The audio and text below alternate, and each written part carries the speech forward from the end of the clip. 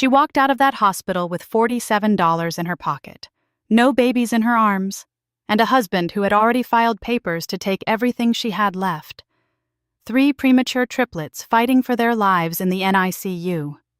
A man worth millions who canceled her insurance while she was still bleeding from surgery. And a mistress already standing where a wife used to be. But here is what Grant Holloway did not know. Every single day his ex-wife stood silently outside that glass window, watching machines breathe for her children. She was not falling apart. She was building something. Something he would never see coming until his own signature destroyed him. He thought her silence meant surrender. He thought poverty meant weakness. He thought control meant power. He was wrong about all 3. This is the story of Marilyn Lynn Parker, a woman who lost everything in 90 days and then quietly, without raising her voice once, took it all back. One lesson before we begin: your silence is not your defeat. Sometimes the most powerful thing you can do is let a person who underestimates you keep talking until their own words become the evidence against them. If that hits home for you, stay until the very end. And if you know someone who needs to hear this right now, share this story. It might be the reminder they have been waiting for. Subscribe and turn on notifications so you never miss a story that could change how you see your own fight. Now, let us begin. The 90-day review period seemed fair on paper, but in reality, it was a prison sentence. Marilyn Lynn Parker left the hospital 2 days later with a prescription she could not afford and instructions for home care she did not have. She walked out in a borrowed coat, her hospital bag feeling emptier than before. There were no babies in her arms, only documents and deep pain. At the curb, she paused before looking at her phone. She had $47 left. It was enough for a single ride. She ordered an Uber because it was cheaper than a cab, not because she had a destination. "Where to?" the driver asked. Lynn swallowed hard. "Anywhere with a discount for a long-term stay." The driver just nodded and merged into traffic. The small studio she rented was on the edge of Queens. It was quiet, with a squeaky bed and a kitchenette that barely worked. The place smelled of old coffee and bleach, but Lynn was grateful. It was somewhere she could rest without being a financial burden. Each morning, her body aching, she took the subway back to the hospital. She would stand for hours at the NICU window, memorizing the machines and the nurses. She came to know the sound of each child's ventilator. One was strong, one was weak, and one made her heart stop every time its alarm beeped. She could not hold them yet. Grant Holloway never visited. On day 5, a thick official envelope arrived. It stated her ex-husband had filed for an emergency custody hearing, claiming she was unstable and financially broke. Her hands trembled as she read the words again and again. That evening, she called Ethan Cole. "He's trying to take them," she said, her voice breaking. "I know," Ethan said calmly. "He filed as soon as he learned about the trust." "So he knows," Lynn whispered. "He knows something," Ethan clarified, "but not everything." The following week was harder than any surgery. Pain throbbed without medicine. She slept in short, restless bursts. Some days, she skipped eating to save money for the subway. She was learning just how cold New York City is when no one sees you.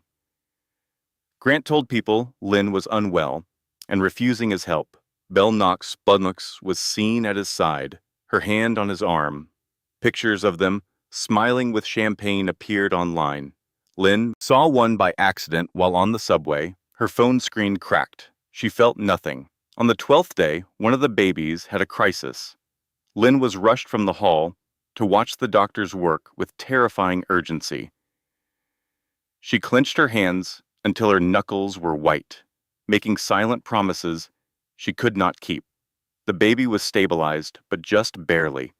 That night, Lynn sat on her bed, staring blankly as exhaustion pulled at her.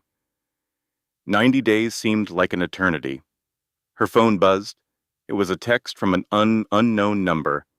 Ms. Parker, this is Julian Cross. Ethan Cole gave me your number. I can help, but not in the way you might think to... Lynn's heart hammered in her chest. For the first time, someone was not offering pity. They were offering power. Marilyn Lynn Parker did not respond immediately. She sat on the thin mattress, the phone's light on her face, rereading the name, Julian Cross.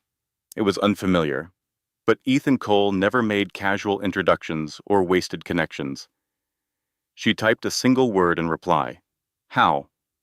The answer was immediate. Meet me tomorrow in Midtown. I will send the address. The next afternoon, Lynn was standing outside a discreet office building near Bryant Park. It had no flashy signs or logos, just clean architecture and a quiet security desk. Pulling the borrowed coat tighter, she walked inside, her pulse quickening with each step. Julian Cross stood as she entered his office. He was in his mid-40s, composed, and dressed in a simple suit that screamed confidence, not wealth. His gaze was analytical, as if he knew her story and was simply filling in the details. Miss Parker, he said, offering his hand. Thank you for meeting me. Lynn took it and sat down, her own hands clenched in her lap. You said you could help. Yes, Julian responded. But first, you need to know that I am not here to save you. She gave a slow nod.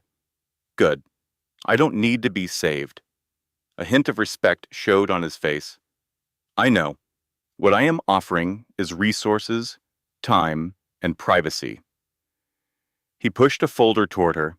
It contained neatly organized papers detailing a temporary apartment near the hospital and a modest stipend, listed as a consulting fee. There was no mention of charity or pity. This will support you through the review, Julian explained. It is separate from the trust, invisible to your ex-husband, and will not affect your legal case. Lynn looked at the documents. Why? Julian leaned back in his chair. Because I have a vested interest in Parker Hale assets, and I dislike bullies who see patience as a weakness. She took a breath. Grant has no idea who you are. He doesn't need to know, Julian said. Not for now. Lynn paused, then finally asked the question that haunted her. What if I lose the review? Julian's expression was steady. You will not. But if you did, Grant would still lose everything. That got her full attention. How? Because, Julian said evenly, he has already shown his hand. The custody threats, the financial squeeze, the public smearing. Judges notice these patterns, especially with documentation.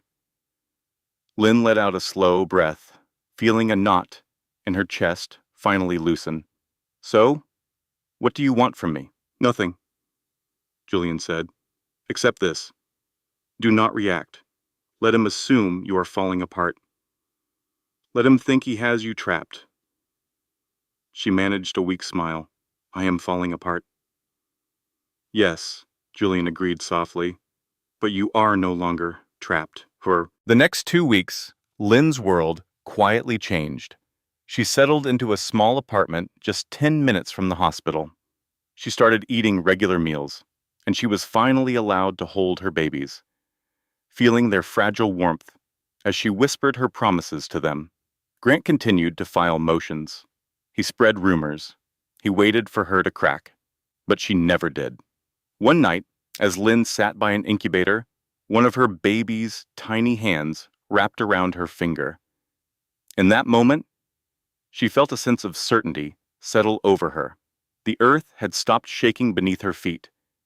And across town, Grant Holloway was mistaking her silence for surrender, completely unaware that the real fight had just begun. Grant Holloway began to notice the silence in the 3rd week. It was not a dramatic quiet. There were no furious texts, no desperate emails, and no public outcries. Marilyn Lynn Parker had simply disappeared from his life, and it made him uneasy. At first, he enjoyed it. Her silence meant she was giving up, It meant she was exhausted and broken, just as he expected. But as the quiet stretched on, it started to feel like something else entirely. Grant was in his Wall Street office, scrolling on his phone as stock prices crawled by on a screen behind him. His assistant stood by with a tablet. "Still no word from Ms. Parker," she reported. Grant scoffed. "What do you expect? She is barely staying afloat." Still, he found himself checking. There were no new hospital reports or court filings, just the slow, grinding 90-day waiting period, an eternity for a man who demanded instant results. That evening, at a dinner party, Belle Knox leaned in close. "You seem distracted," she whispered, her hand on his arm. "Is it about her?" Grant's body went rigid. "She is not important." Belle's smile was unconvinced.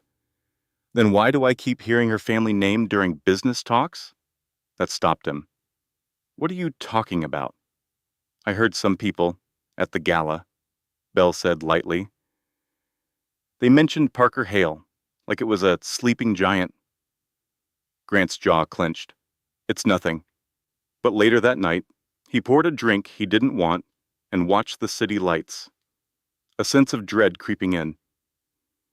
The next morning, he called his lawyers.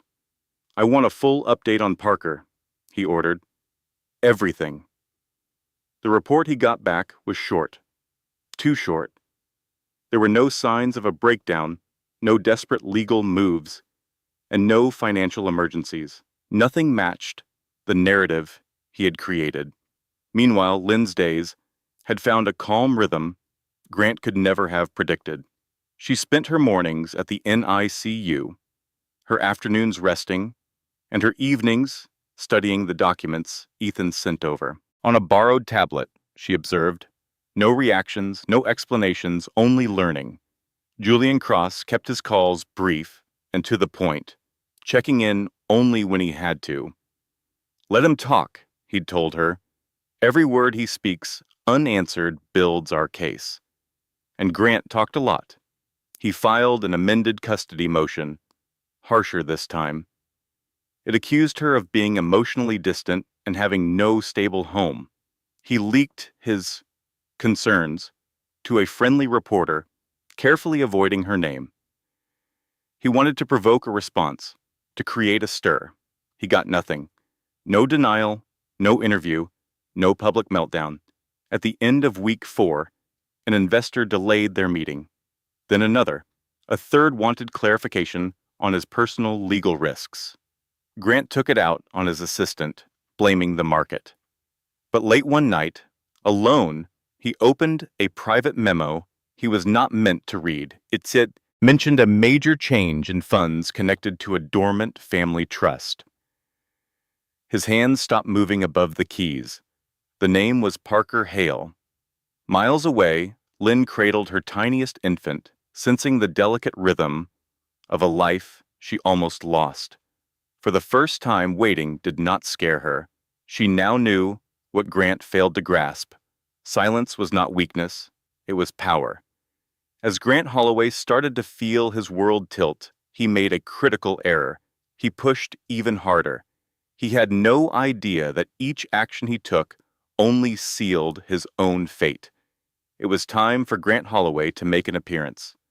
The quiet had gone on long enough, and for him, being seen was a form of strength. If his backers were getting nervous, the answer was easy. Act like nothing was wrong. Look like a winner. Seize control of the story before the story controlled him. A charity event at the Plaza Hotel seemed like the ideal venue. It was a world of crystal lights and formal attire. New York's wealthiest people mingled under gilded ceilings, drinking champagne and trying not to stare. Grant made his entrance right on schedule. Belle was on his arm, her grip possessive as photographers took their picture. Her ivory dress was elegant and calculated. His confidence was his best accessory. "Smile," Belle whispered. "Everyone is looking."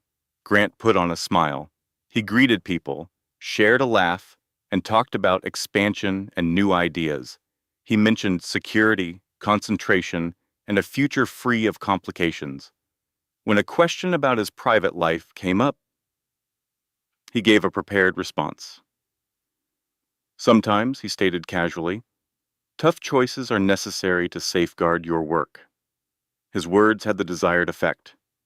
People nodded with knowing approval. Throughout the ballroom, investors were talking. They spoke not of Lynn, but of Grant's calm, his power, his firm resolve. He seemed invincible. Grant felt a surge of victory. This was his world, a place where he always came out on top. Belle moved in closer, while they stood by a balcony with a view of Fifth Avenue. "See," she murmured, "they believe in you." Grant agreed with a nod, his eyes sweeping the crowd. Then he noticed something out of place. Ethan Cole was standing by the bar. Grant's body tensed for a second. Then he relaxed his face. You did not disregard Ethan, but you also did not confront him in public. The man worked for results, not companies. They made eye contact for a moment. Ethan offered a civil nod, and nothing else. Grant breathed out, convincing himself it was meaningless. He was talking with a hedge fund manager when his phone buzzed. He paid it no mind, but then it buzzed once more, and a third time. Irritated, Grant excused himself, moving to a quiet hallway to look at his phone. It was a message from his chief financial officer. "We have got an issue." Grant scowled and replied instantly, "Details." The response took longer to arrive. "A key investor is holding back. They mentioned risk related to a review of an old trust." Grant felt his stomach drop. What trust? The typing indicator showed up, then vanished. Finally, the name appeared. Parker Hale. The hallway air felt suddenly hot.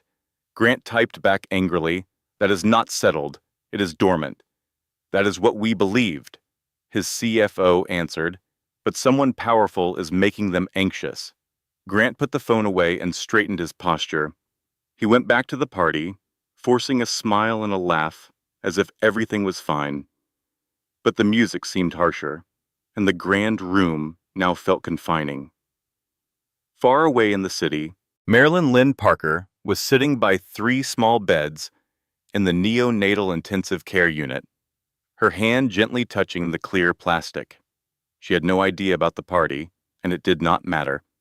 While Grant Holloway was busy showing off for everyone, the very ground he stood on was starting to break apart. This time, his self-assurance would not be enough to save him. The negative press he expected never materialized. This bothered Grant more than anything. After the gala, his name was still in the financial news, linked with terms like strong guidance and public trust. Yet, a quiet change was happening. Fewer invitations arrived. Phone calls were answered more slowly. Future meetings were now being reconsidered, and Marilyn Lynn Parker was nowhere to be seen. Grant was in his office one morning, tapping his fingers on the desk while his assistant stood motionless before him. "I have no new information on her location," she said cautiously. "No new hospital records, no new legal papers. She is not answering." Grant's mouth formed a thin line. "She is hiding." Or maybe, the assistant started, then stopped. "Maybe she does not have to answer." Grant gave her a piercing stare. The assistant looked down. All over the city, people were talking, not in the gossip pages, but in executive suites and private meetings, where real influence was traded. The Parker Hale Trust kept coming up, quietly but consistently. Who was in charge of it? Why was it active now? Why was she involved? Ethan Cole's name showed up on a few important schedules. Julian Cross backed out of 2 events without giving a reason. A major investor silently sold his shares in Grant's latest project. Nothing was a disaster on its own. Still, Grant tried to take back control the only way he could, by increasing the pressure. His lawyers submitted a motion for a mandatory mental health assessment for Lynn. It mentioned post-birth stress and emotional distance. The wording was professional, clever, and quietly vicious. He was waiting for her to lash out. He received only silence. The court simply confirmed they got the document. That evening, Grant made himself a drink and stood by his penthouse window, looking at the city lights. Belle was not home yet. It did not matter. He could only think about one thing. She should have cracked by now. At the same time, Lynn's life moved on with calm purpose. The infants were getting bigger, slowly but steadily, earning hopeful smiles from the staff. She was learning to hold them confidently, to understand their every breath, and to endure the constant sound of medical equipment. Julian Cross paid a short visit. No gifts, no long talks. "You are handling this well," he told her, plainly.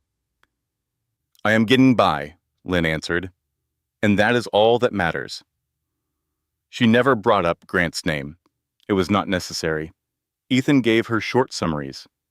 "He's losing his patience," he said during a call. "Good." "Why is that good?" Lynn wondered. "Because people who are impatient make errors." One day, while Lynn was holding her littlest baby, a nurse casually remarked, "A reporter called a little while ago. They wanted to know if you were a patient here." Lynn's hands stopped moving. "And what was your answer?" "That we cannot discuss patient information." Lynn nodded, her heartbeat even. Grant wanted everyone to watch her break down, but she had vanished instead. No pictures, no interviews, no drama. And in a town where being seen equals power, her silence was more powerful than any charge she could make. When a woman disappears but does not fall, people begin to ask questions. What is her secret? Who is on her side? And what will happen next? Grant Holloway could feel the change deep inside him. He was slowly realizing he was not in charge of the situation anymore. He was just responding to it. And within the world of finance he had always mastered, Marilyn Lynn Parker's name was changing. She was no longer a complication to be handled, but a power to be respected. Finally, Grant Holloway chose to make contact, not through the press, not with his legal team, but by himself. The text message came late at night, sent through a private network he thought he still controlled. "We need to speak," it said, "for the sake of the children, for a final resolution." Lynn looked at her phone, sitting at the small kitchen table in her temporary home. One of her infants slept on her chest. The other two were now well enough to stay at the hospital overnight without constant alerts. She did not reply immediately. She sent the message to Ethan Cole. His response arrived a few minutes after. "Excellent. He is prepared." The meeting was arranged for 3 days from then.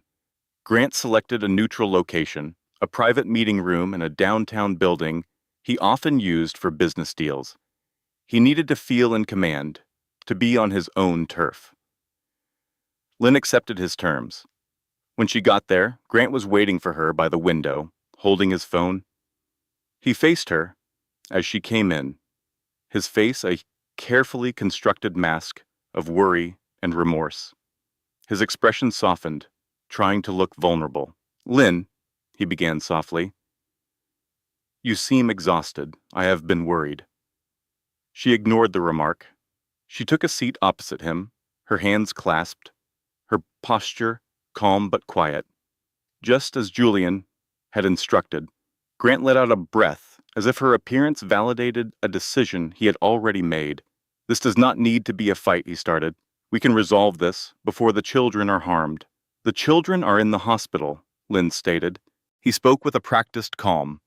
"They have no idea a war is coming." Grant gave a slight nod, as if he were making a wise concession. "We need things to be stable. Courts hate unpredictability, and so do investors." And there it was, the real reason peeking through. "My lawyers and I have talked," he went on. "If you agree to work together, shared custody, set support payments, and a non-disclosure agreement, This can all be over very fast. He pushed a folder toward her. The settlement inside looked generous on the surface, with monthly payments, a housing fund, and covered legal bills. In return, Lynn had to give up any claim to his future earnings, agree to stay silent, and forget about any related business matters. Grant watched her read, looking for any sign of weakness. Her hands were perfectly still. Her expression was a blank slate. "This is more than I thought you would offer," she said quietly. Grant let out a breath he did not know he was holding. "I am trying to be fair." She looked at him directly. "Why do this now?" "Because stretching this out does not help anyone," he answered, with practiced ease. "And I know things have been hard for you." The lie was polished and perfect. Lynn looked down at the table. "I do not want to fight anymore," she said. "I am just so exhausted." Grant moved his hand across the table, placing it near hers but not quite touching. "Then do not. Just sign this and let me take care of everything." The silence between them felt long. Finally, Lynn gave a small nod. "I will sign it," she said. Grant hid his surge of relief, but not completely. He slid a heavy, expensive pen over to her. What he failed to see was the other document tucked neatly beneath the main agreement. It was an extra page, perfectly legal, designed to activate only under a special review of a protected trust. Her lawyer, Ethan Cole, had written it himself. Lynn signed on the lines Grant pointed to. Once, then twice, and initialed the sides. Grant signed last, hardly looking at the papers. In his mind, the victory was already his. After it was finished, he got up and offered his hand. "This is the best way for everyone," he said. Lynn shook it. "Thank you," she answered. As she left, Grant allowed himself a small, triumphant smile. He was sure he had just closed this part of his life for good. He had no idea that his signature had just confirmed his connection to a trust he was trying to escape. He had given up the one thing that was keeping him safe. The paper he signed was not an offer of peace. It was his consent, and the trap had just snapped shut. The first phone call came at 6:42 in the morning. Grant Holloway was in the middle of his workout, watching the pale sunrise over Manhattan when his phone vibrated on the marble countertop. He scowled when he saw it was his chief financial officer. A call before the stock market opened was always bad news. "What is it?" Grant demanded, annoyed. "We have a problem," the CFO said, his voice strained. "3 of our partners have frozen all their capital." Grant grabbed a towel. "Is it temporary?" "No, it is indefinite. They are pointing to some issues with a clause in an agreement." Grant's jaw tightened. "Which clause?" The silence on the other end of the line was too long. "The ones connected to that new agreement you signed last week," the CFO said cautiously. "The part about protecting a beneficiary." A spark of irritation hit Grant. That was just standard legal language. "That is what we all thought," the CFO said. "But our lawyers are saying otherwise." Grant hung up without another word. By 9 o'clock, his email was overflowing. People were asking for explanations and canceling meetings. His once solid schedule was now a sea of warning notifications and question marks. Grant sat at his desk, trying to stay calm. He had signed countless documents in his career. He did not make these kinds of errors. His assistant knocked once, then walked right in. "The legal team needs to see you immediately." In the conference room, 2 of his lawyers were waiting, staring at their tablets with grim faces. A large screen on the wall showed a highlighted section from the agreement he signed with Lynn. "This added page," one lawyer started, "activates a requirement to disclose information under laws related to a specific trust." Grant leaned in. "What trust?" The room became quiet. "The Parker Hale Trust," the lawyer answered. "Your signature on that page confirms you knew it was being activated." Grant let out a short, sharp laugh of disbelief. That trust is defunct. It does not exist. It does now, the lawyer said, and it is fully active. Grant felt his stomach lurch. Since when? Since your triplets were born.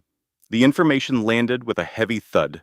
So you are telling me, Grant said, his words slow and deliberate, that I signed a document confirming I knew about a trust I had no idea existed? Yes, the lawyer confirmed, and that means anything you did could now be seen as trying to pressure her financially. Grant shot up from his chair. This is crazy. She does not have access to any money yet. Access is not the issue, the second lawyer stated. Protection is. By noon, the damage was spreading. One investment firm demanded new financial reports. Another called for a full audit of his books. Grant's next big project was suddenly put on hold. He shut himself in his office, leaning on his desk, struggling to breathe. He kept replaying his last meeting with Lynn, her weary voice, the way she looked down, how quickly she had given in. He had completely underestimated her. In another part of the city, Lynn was in a small office with her advisors, Ethan and Julian. There was no celebration. This is happening faster than we thought, Ethan said, looking at his phone. Your signature set off a bigger reaction than we anticipated. Julian agreed. He is vulnerable now, and he is aware of it. Lynn looked at her own hands. What do we do now? Julian looked directly at her. Now, he panics. And right on cue, Lynn's phone vibrated. Grant's name appeared on the screen. She ignored it. In his office, Grant looked at his phone, his call unanswered. A deep fear was starting to bubble up through his anger. For the first time, he finally saw the truth. Marilyn Lynn Parker was not hoping for his pity. She was waiting for him to sign his own downfall. As the financial world began to quietly distance itself from Grant Holloway, the empire he built on control began to fall apart, one signature at a time. The boardroom on the 42nd floor looked down on Wall Street from a glass perch. Grant Holloway had led meetings at this table countless times, always in charge. But today, he just stood by the window, hands behind his back. He watched the cars move slowly below, as if the entire city had stopped to watch him fail. His own board had called this emergency meeting. That was all he needed to know about how bad things were. When he turned around, the room was almost full. There were advisors, lawyers, and two major investors who never came to these meetings. No one would look him in the eye for more than a second. The room felt heavy with unspoken questions. The door opened one more time. Grant thought it would be another attorney, but it was Marilyn Lynn Parker. The room went silent. She was not dressed for a fight. She wore a simple, tailored navy dress. Her hair was tidy, and her posture was perfect. She moved with a calm confidence. She did not look weak or beaten. She looked ready. Grant gasped before he could control himself. "What is she doing in here?" he demanded. Julian Cross followed her in and shut the door. "I invited her," he said in a level voice. "And the board has approved it." A low whisper moved through the room. Lynn looked at Grant for the first time in a long while. Her face showed no rage and no victory, just a calm certainty. That look disturbed him more than any anger could have. She sat down at the table and folded her hands, just as she had done in his office. It was a familiar, calming gesture. "Let us start," the chairman said, with care. "Mr. Holloway, we have been informed of some new issues related to your personal legal troubles and how they might affect the company." Grant started to speak, but Lynn spoke before he could. "I will not keep you long," she said. Her voice was strong and clear for everyone to hear. "I am not here to talk about my marriage. I am here to explain the financial risk." A few people turned to look at her. The Parker Hale Trust has finished its initial review, Lynn went on. The money is still tied up, but the rules protecting the beneficiaries are now in full effect. Any company involved in actions that are seen as forceful or vengeful will face an immediate investigation. Grant felt all the color leave his face. That is not, he began. Julian interrupted him. It is, and we have already filed the paperwork. A screen at the end of the table turned on. It showed a timeline of dates, legal filings, and emails. Grant saw his own signature again and again, now used as evidence against him. This does not have to mean failure, Lynn said calmly. It means there will be accountability. The chairman cleared his throat. Miss Parker, are you asking for a financial settlement? Lynn shook her head. No. Grant stared at her. I am asking for separation, she said. Separation between my children and a way of living that values appearances over people. The room was completely quiet. The board members looked at each other. Choices were being made in that silence. Grant's voice was barely a whisper. You planned all of this. Lynn held his gaze. Just one more time. No, Grant. I made it through. She rose, gave the board a polite nod, and that was it. Julian followed her as she walked out of the room. The door shut gently behind them. Grant was left alone at the head of the conference table, surrounded by faces that no longer sought his direction. In a single, quiet moment, Marilyn Lynn Parker had achieved what he thought impossible. She made no pleas. She threw no accusations. She simply walked back into his world and let the truth speak for itself. The consequences didn't crash down with breaking news or police sirens. They settled in silently, the way true power always shifts. By noon, Grant Holloway's entire schedule was wiped clean. Confirmed meetings were suddenly canceled. 2 investor calls went straight to voicemail, a clear and deliberate message. In the glass hallway outside his office, conversations would halt as he approached. Colleagues who once laughed too hard at his jokes now looked away. At 1:17 p.m., the chairman of the board summoned him again. This time, Grant did not stand by the window. He sat down, lacing his fingers together on the table, his jaw tight with practiced control. He faced the same people, but their entire demeanor had shifted. They were leaning back, observing him, detached. We have gone over the risk analysis, the chairman started, and the outside pressures. Grant gave a single nod. A temporary storm. An investor cleared his throat. This is more than a storm. 3 funds have already formally pulled out. Grant's head shot up. Pulled out, not sold off, the investor corrected. Then he paused, pending the outcome. A cold knot formed in Grant's stomach. The outcome of what? Your leadership. The words, from another board member, landed with a thud. The lawyer pushed a document toward him. Your behavior, while not illegal, has opened this company up to reputational and regulatory problems, especially considering the recent trust disclosures. Grant shoved the document back. I am this company. The chairman held his gaze. That was once considered a strength. A heavy, undeniable silence fell over the room. We are activating the contingency clause, the chairman said. Effective now, the board is appointing a temporary CEO while we review our leadership structure. Grant let out a sharp, bitter laugh. You're benching me over a personal issue. We are protecting the company, the chairman responded, from this instability. The irony stung. Miles away, Marilyn Lynn Parker was in the NICU holding one of her babies while the other 2 slept soundly nearby. Dr. Reed offered a small smile as she checked a machine.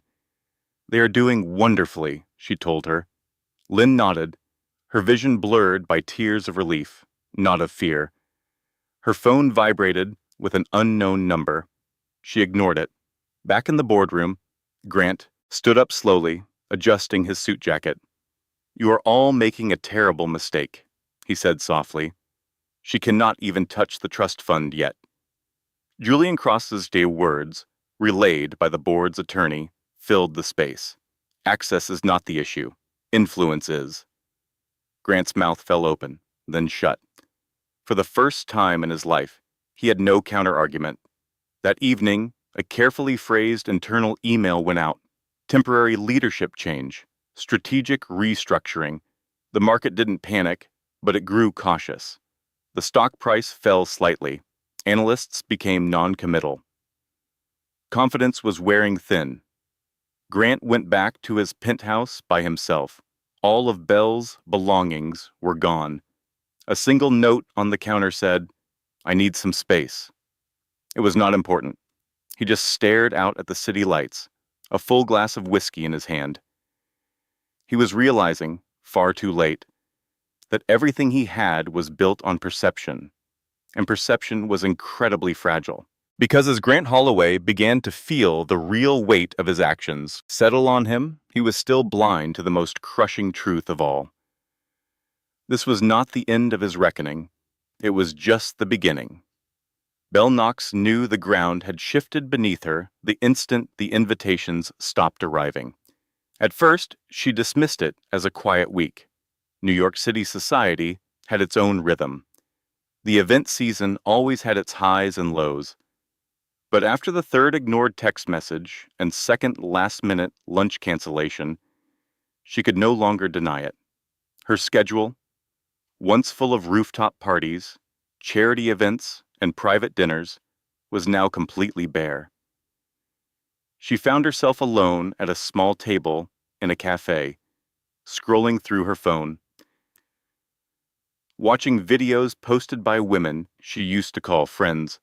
It was the same venues, the same decorations, the same fake smiles, only she was not in the picture. Her social stock had dropped, and in her world, that was a very bad sign. Just 2 weeks ago, being Grant Holloway's girlfriend opened every door. Now, it made them slam shut. Whispers trailed her through the few rooms she could still get into. They were never loud enough to confront, but just sharp enough to cut. She backed the wrong horse. She flew too close to the sun. She thought her position was permanent. Belle clenched her teeth, determined not to show how rattled she was. She still had Grant, right? She showed up at his penthouse that night without notice. She used the key he had once placed in her hand like it was a promise. The apartment was dark and eerily silent. Grant was standing at the window, his jacket off and his tie loose, glaring at the skyline, as if it had personally let him down. "You should have warned me," Belle said, her voice cutting through the quiet. Grant did not turn around. "Warned you about what?" "That your whole world was collapsing," she snapped. "I am being shut out by everyone." Grant finally turned to her, his eyes looking sharp but exhausted. "This is not about you.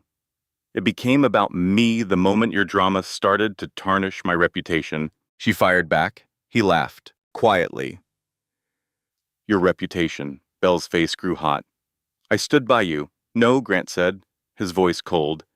"You stood next to my power, and now you are seeing that it was never yours to share." The words hit her harder than she ever imagined. The next morning, Belle's modeling agency called her in for a meeting. It took exactly 12 minutes. They mentioned a conflict of interest and brand instability. They were not firing her, just not renewing her contract. It was a very polite way of erasing her. That afternoon, another call came. A different client was pulling away. Another project was indefinitely delayed. Meanwhile, Marilyn Lynn Parker's name started coming up in conversations Belle was excluded from. It was not gossip. It was spoken with a certain weight. People were talking about her carefully, respectfully, as if trying to undo a past wrong. Belle made one final, desperate play. She called a reporter she knew, offering some dirt on Grant's divorce. A little push, a way to shift the blame. The story was never published. Instead, she got a quiet message from a mutual friend. "No one will touch that story. Not about her, not now. That night, Belle packed her bags at Grant's penthouse. There was no argument, no tears, only cold efficiency. She left his key on the counter, right next to the untouched glass of whiskey he had been staring at for days. Across town, Lynn was in a cozy, softly lit apartment Julian had found for her, rocking one of her babies to sleep as the others napped nearby. She no longer even thought of Belle's name. She did not need to. The woman who thought she could simply replace a wife had just been taught a harsh lesson. You do not win by siding with a man who burns every bridge he crosses. You just get burned with him. And as Belle Knox vanished from the scene she so desperately wanted, the fallout from Grant Holloway's choices kept spreading, affecting everyone who thought being near his power would keep them safe. Grant Holloway waited outside the hospital for almost 10 minutes before he could make himself go in. The building looked the same, but his entire world was different. The revolving door no longer felt like an entrance he owned. It felt like a boundary he had no right to cross. He straightened his coat out of pure habit, not humility, and walked inside. The woman at the front desk looked up. "Can I help you?" "I am here to see Marilyn Parker," Grant said, his voice low as if the name itself was fragile. The receptionist typed on her keyboard. "There is no one here by that last name." Grant swallowed hard. "What about Lynn?" After another moment, she replied, "Room 612. Visiting hours are over in 20 minutes. He nodded and walked away before she could see the look of relief on his face. The corridor was silent, almost too silent. Every footstep seemed to echo. Grant paused outside the room, his hand raised, suddenly having no idea what he would say. Apologizing was never one of his skills. Neither was admitting he was wrong. But he understood this was not a business deal. He finally knocked, and a calm voice replied, "Come in." Lynn was sitting by the window with one baby sleeping in her arms. The other two were in bassinets nearby. The city lights cast a gentle glow on her. She looked exhausted, but also strong, grounded in a way he did not recognize. Grant shut the door behind him. "You look good." She did not acknowledge the comment. "What are you doing here?" Her directness caught him completely by surprise. "I needed to see you," he said, "to talk." Lynn shifted the baby gently in her arms before looking at him. "You had plenty of chances to talk." He let out a long breath. "I did not understand what was happening back then." "No," she said calmly. "You understood perfectly. You just did not care. You made that clear." Grant flinched. "That is not fair." She tilted her head just a little. "Is it not?" The silence between them grew, broken only by the quiet beep of a medical monitor. Grant's confidence, the silence felt draining. "I've lost the company," he finally admitted. "The board removed me. Investors backed out. Everything changed." Lynn's face was a mask. "I never wanted it to get this bad," he said. "That's the issue," she replied softly. "You never thought it would." Grant moved closer, his voice low. "We can fix this. For the children." The words felt heavy in the air. Lynn's expression hardened with determination, not rage. "You will not use them." He tried to argue. "They are my kids." "You abandoned them when they were struggling to live," she answered. Her voice was steady and quiet. Grant's posture deflated. "I made errors." "You did," Lynn agreed. "And errors have consequences." He glanced around the room, at the life he almost destroyed. "I don't want this fight." "I don't need a fight," Lynn said. "I need you gone." He started to speak, but then stopped. There were no more arguments, no power plays, only regret that came far too late. "I will accept your choice," he said quietly. She gave a single nod. "You will accept the judge's choice." Grant went to the door, his hand pausing on the knob. "You are more powerful than I realized." Lynn looked at him one final time. "I did not become powerful. I just remembered I always was." He left without another word. Lynn gazed at the baby, whose breathing was even and strong. She kissed his forehead, her own heart finally at peace. The man who thought he ruled her world came back, only to find she had built a new one without him. The hearing was set for a Tuesday morning. The court hallways smelled of fresh coffee and cleaning supplies. Lynn arrived without any fuss, wearing simple clothes. Julian Cross accompanied her to the security checkpoint, but she entered the courtroom by herself. She no longer needed protection. Grant Holloway was already there. He appeared thinner, his usual self-assurance replaced by a fragile demeanor. His lawyer whispered things that sounded empty and rehearsed. Grant looked at Lynn for a moment before turning his eyes away. The judge, a woman whose voice was sharp from years of this work, came in and got straight to the point. "We are deciding custody for the Parker Holloway children," she stated. "Let's begin." Grant's lawyer went first, talking about money and stability in formal legal terms. He brought up Lynn's recent health crisis and her temporary living situation and lack of a job. He tried to make his control seem like care. Lynn stood up confidently when it was her turn. "This is not about who is richer," she said. "It is about who was there." Her lawyer presented evidence: hospital files, visitor records, and notes from the medical staff. Dr. Naomi Reed then testified, her words calm and impactful. "These babies made it because their mother was always there," Dr. Reed stated. "When the insurance stopped, when the money disappeared, she stayed." Grant's lawyer tried to object, but the judge denied it. Next came the financial records, which revealed his actions, canceled insurance, and the timing of legal motions. Grant moved uncomfortably in his chair. The judge focused on him. "Mr. Holloway," she asked, "is it true that you cut off medical insurance just after your wife's operation?" Grant paused. "My lawyers advised it." The judge pressed on. "And is it true this happened during talks about your job at the company?" The room was silent. The decision was fast. "Full custody is granted to the mother," the judge announced. "Visitation will be supervised until counseling is complete." Grant slumped in his chair. Lynn just breathed out slowly. In the hallway, Grant confronted her. "This is not right," he whispered. Lynn faced him calmly. "It is just, you are shutting me out," he said. "No," she answered. "You walked out. I am just locking the door." She went past him toward the sunlit exit. Julian was waiting and knew the result from her face. "It is over," Lynn said. He nodded. "Excellent." That night, Lynn went back to her apartment and its 3 waiting cribs. She walked between them, touching each small hand, feeling the solid truth of her victory. Her phone vibrated with a message from Ethan. The custody order was official. Final. A small smile touched her lips.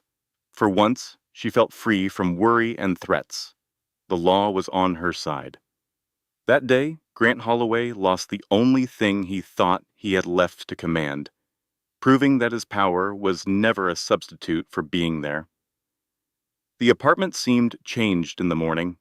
It was not larger or fancier, but it had a new kind of silence. This was the quiet of peace, not of being left alone. Sunshine streamed in, gently touching the 3 cribs standing in a row. Wall. Each one held a sleeping baby, a miracle she was still getting used to. Lynn stood on the wooden floor with a warm coffee mug in her hands. It was good coffee, not the cheap kind from a machine. She watched her babies breathe and felt a deep sense of peace. 90 days went by. The trust review was finished quietly. There were no cameras or big announcements, just a private meeting where Ethan Cole confirmed the news. "The trust is all yours now," he said. "You are in full control." Lynn simply nodded. Money felt different now that she knew what it was like to have none. Its only purpose was to keep her family safe. She did not purchase a huge house or take a new name. She did something much more meaningful. She settled all the hospital bills. She paid for every person and every procedure that saved her children. Then she created a secret fund to help other premature babies at that hospital. It was anonymous, with no credit taken. After that, she returned home. Julian Cross came over one day, carrying groceries instead of legal papers. He put them on the counter and helped her prepare 3 tiny bottles, and she could not help but laugh at the scene. "You do not need to help," she said. "I am aware," Julian answered. "That is why I am here." Their relationship grew slowly, built on respect. Julian never demanded anything from her. He was simply present, again and again. His actions spoke louder than any words could. Weeks later, they were sitting on the balcony one night after the infants were asleep. With Manhattan aglow behind them, Julian looked at her seriously. "I don't want to be a man who comes into your life because you endured something," he said. "I want to be the one who stays because you want me here." Lynn felt a surprising warmth as tears welled in her eyes. "I am not looking for a savior," she told him. "I know," Julian smiled. "I am asking to be your partner." Meanwhile, across town, Grant Holloway gazed at a lesser skyline from a much smaller office. His interim replacement was now permanent. His reputation was no longer one of power, but of risk. He would see pictures online, never of Lynn's Shabbat face, just hints of a life she was building without him. He never tried to contact her. She rarely ever thought of him. Then, on a peaceful Sunday afternoon, Julian knelt on their living room floor, with their 3 babies cooing on a blanket between them, and posed a question, free of any performance. No crowd, no ring just yet, only the truth. "Will you build this life with me?" he asked. Lynn looked at her children. She then looked at the man who had never tried to dictate her path. "Yes," she answered softly. In the end, her greatest reward was not revenge. It was choice, security, love, and a future that was entirely her own. As Lynn Parker finally shut the door on the past that almost destroyed her, she walked into the life she had built, strong, complete, and truly free. The wedding was small for Manhattan, but perfect in every way that mattered. There was no press, no photographers hiding in bushes, just a quiet garden overlooking the Hudson River. The afternoon sun streamed through the trees as if nature itself had softened for the day. There were white chairs, simple flowers, and 3 bassinets sitting in the front row, attended by people who had truly earned their place there. Lynn Parker walked down the aisle deliberately, not from nerves, but from a desire to remember each footstep. The air carried the scent of cut grass and fresh water. Julian Cross stood waiting, calm and centered, with nothing to prove to anyone. When he took her hands, he did not speak of destiny or fate. He spoke a simple truth. "We choose each other," Julian said, his voice carrying easily. "Every day, especially on the difficult ones." Lynn nodded, her eyes bright and clear.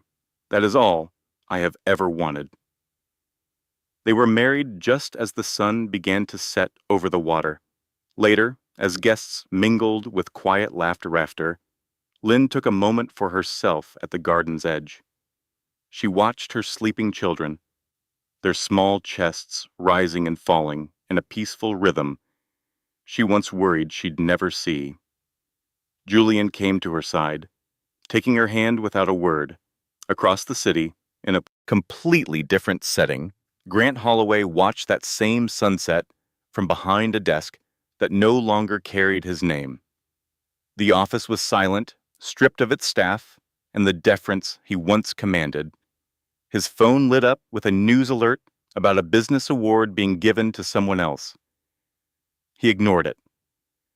Grant had attempted to start new companies and close smaller deals. None of them soared to the heights he once knew. It was not for a lack of intelligence, but because public trust, once shattered, is rarely ever pieced back together. He thought of Lynn occasionally, not with anger, but with the heavy weight of regret. He had believed power was a shield from all consequence. That single belief cost him everything of value. Back in the garden, Lynn raised her glass, not in victory, but in gratitude. To second chances, she said softly, and to the people who are there when it truly matters. Grant's name was never spoken. There was no need for a triumph. He was already being dealt with by time, the law, and his own decisions. As evening fell, Lynn held one baby while Julian carried another, and a close friend carefully cradled the third. The family began their new chapter together, imperfect and authentic. Much later that night, with the garden empty and the city lights sparkling far away, Lynn stood at a window in her new home. With the wedding band warm on her finger, she thought of the hospital corridor where so much had been taken from her. She smiled, not because she had won a battle, but because she had survived, rebuilt, and chosen happiness for herself. Grant Holloway would spend his life explaining his downfall. Lynn Parker would spend hers living a good life, and that made all the difference. Because in the end, true justice was not seeing the man who hurt her fall. It was the full, peaceful life she created after he was gone, filled with love, dignity, and everything he once thought she could never have. And with that, our story reaches its conclusion. If you are still watching with us, truly present in this moment, then something about this journey connected with you in a quiet but meaningful way. Maybe it reminded you of a time when life seemed deeply unfair. Perhaps it echoed a moment you felt abandoned, underestimated, or were forced to rebuild from nothing. Stories like this are important because they reflect a simple truth we can easily forget. We do not get to control what happens to us, but we always get to control our response.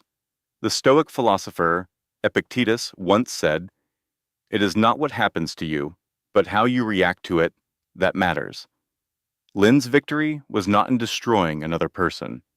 She won because she chose grace over bitterness, calm over chaos, and principle over power. Healing, as Marcus Aurelius taught, starts when we accept our reality without resentment and choose to act with character. So, if this story connected with you, let it be a gentle reminder that your worth is not defined by anyone who left you, hurt you, or doubted you. It is defined by how you rise again quietly and consistently. And so we arrive at the end of this journey. But before you go, I want to sit with you for a moment, not as a storyteller, but as someone who believes every single person watching this has carried something heavier than they ever deserved. Let us talk about what this story really taught us. The first lesson is this: silence is a strategy, not a surrender. The world will tell you that if you are not fighting back loudly, you are losing. That is a lie. Lynn Parker did not scream. She did not post on social media. She did not beg. She simply refused to perform her pain for the man who caused it. And that silence became the most terrifying thing Grant Holloway had ever faced. Because when someone expects you to fall apart and you just disappear instead, they start to panic. They start making mistakes. They start signing documents they should have read more carefully. Remember that the next time someone is waiting for you to break, you do not owe anyone a reaction. The second lesson is about patience. Real patience, not the kind where you sit quietly while dying inside. The kind where you understand that time is working for you even when it feels like it is working against you. Lynn waited 90 days. 90 days of subway rides she could barely afford. 90 days of skipping meals. 90 days of standing outside glass windows watching her children fight to survive. She did not wait because she had no options. She waited because she understood something most people miss. A person in a hurry makes decisions based on fear. A person who is patient makes decisions based on position. Grant was in a hurry. He filed motions. He leaked stories. He pressured and pushed and performed. Every single one of those actions became a piece of evidence used against him. His impatience was his confession. The third lesson cuts deeper than the rest. Your worst chapter is not your final chapter. There was a moment in this story where Lynn was sitting on a thin mattress in a studio apartment in Queens with $47, cracked phone, no income, and 3 babies she could not even hold yet. If you had taken a picture of her life at that exact moment, you would have said she was finished. And you would have been completely wrong. Because rock bottom is not a destination. It is a foundation. It is the place where everything fake falls away and you finally discover what you are actually made of. Lynn discovered she was made of something Grant never expected. She was made of the kind of strength that does not need an audience. The fourth lesson is about the people who stand beside you. Not the ones who show up when you are winning, the ones who show up when there is nothing in it for them. Ethan Cole did not help Lynn because it was profitable. Julian Cross did not offer resources because he wanted something in return. Dr. Reed did not testify because she was asked to pick a side. These people showed up because they recognized something real in a woman the world had written off. And that brings me to a truth that is easy to forget when you are in the middle of your own storm. The right people will find you, but only if you stop pretending everything is fine and start allowing yourself to be seen as you actually are. The fifth and perhaps most important lesson is this: revenge is not the goal, freedom is. Lynn never tried to destroy Grant Holloway. She did not hire investigators to dig up secrets. She did not go to the press. She did not plot his downfall over a glass of wine. She simply protected herself, told the truth, and let the consequences land where they belonged. And when it was all over, she did not celebrate his failure. She did not even mention his name at her own wedding. She just moved forward. That is the difference between bitterness and peace. Bitterness keeps you tied to the person who hurt you. Peace cuts the rope entirely. So let me ask you something, and I mean this directly, personally, as if we were sitting across from each other right now. What silence are you mistaking for weakness in your own life? What storm are you standing in right now, thinking it will never end? What person is out there underestimating you because they cannot see what you are building in the quiet? I do not know your name, I do not know your story, but I know this. If you are still here, still watching, still fighting, still getting up every morning, even when the world gives you every reason to stay down, then you are already stronger than you think. Lynn Parker did not become powerful. She remembered she always was. And so can you. Thank you for being here until the very end. That tells me something about who you are. You are not someone who gives up easily. You are not someone who walks away when things get hard. You are someone who stays, who listens, who cares enough to see a story through to its finish. And that quality, that quiet persistence, is exactly what will carry you through whatever you are facing right now. If this story meant something to you, do me one small favor. Leave a comment below and tell me which moment hit you the hardest. Was it when Lynn walked out of that hospital alone? Was it when she told Grant she did not become powerful? She just remembered she always was? Or was it something else entirely? Something personal that only you would understand? I read every single comment. And sometimes, the bravest thing you can do is simply say, "This story was about me too." Hit that subscribe button. Turn on the bell. Share this with someone who is in their own 90-day season right now. You never know whose life you might change with a single link. I will see you in the next story. Until then, be kind to yourself. You have earned it. This content was carefully researched, developed, and manually edited by our team to deliver meaningful lessons and real value to our audience. All characters, names, and events in this story are entirely fictional. Any resemblance to actual persons or situations is purely coincidental. This story is intended for entertainment and educational purposes only and should not be taken as legal, financial, or medical advice.